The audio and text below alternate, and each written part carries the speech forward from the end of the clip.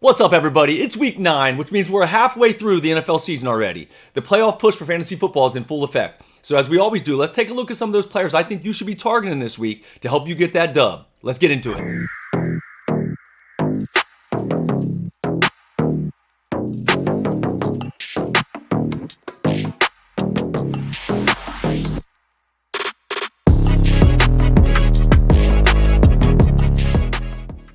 Welcome back to Fantasy Bankroll. I'm your host, Robert Banker. Thank you so much for checking it out. As I mentioned, it's week 9. We're halfway through the NFL season, and there are 4 teams on bye this week. But that doesn't mean there's not a lot of good matchups for you to take advantage of. So as we always do, let's get started by taking a look at the quarterbacks. Let's go.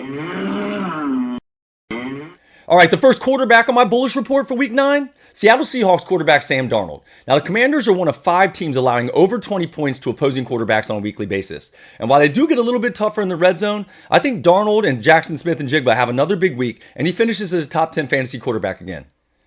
All right, the next quarterback I want to talk about on my bullish report for week 9, Indianapolis Colts quarterback Daniel Jones. Now, Danny Dimes has been one of, if not the biggest surprises in fantasy football so far this season. And the Steelers have been one of, if not the worst defenses against opposing quarterbacks in fantasy this season, allowing over 21 points per week to opposing quarterbacks. And they're the only team that's only played 7 games that's allowed over 2,000 passing yards. All the rest have played 8 games that have allowed over 2,000 passing yards.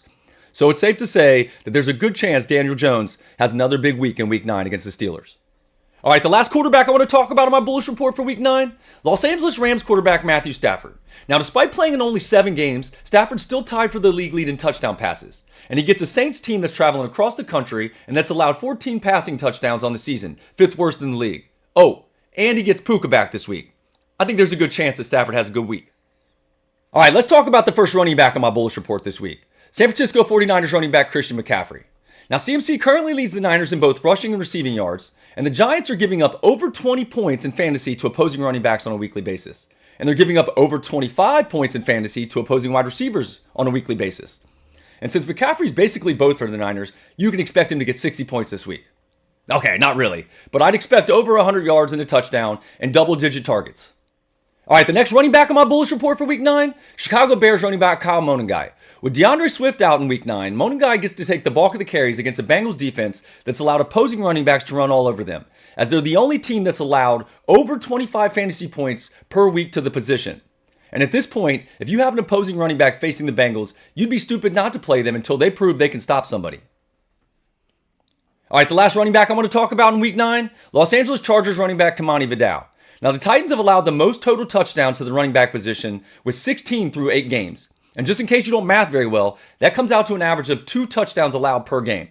So I think there's a good chance that Vidal gets at least 1 this week.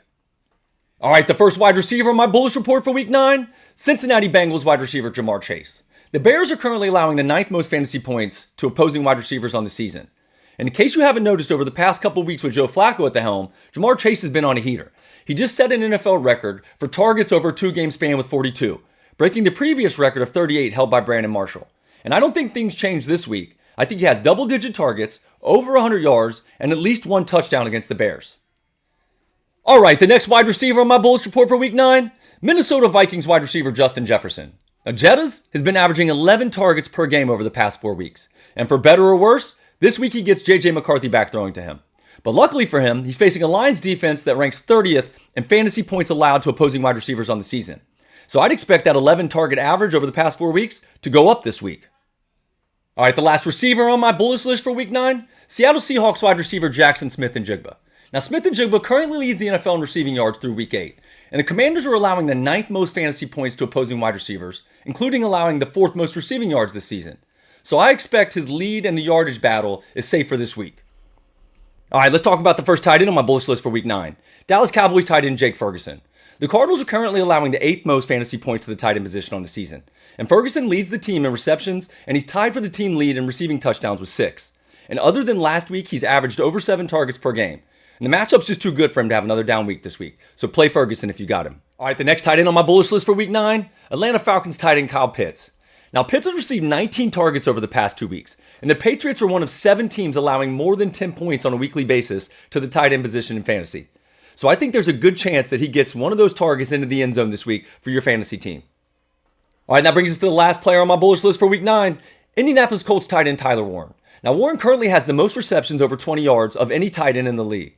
And the Steelers are one of only 2 teams allowing over 13 points per week to the tight end position in fantasy. So I see no reason that Warren shouldn't continue a strong rookie season against the Steelers this week.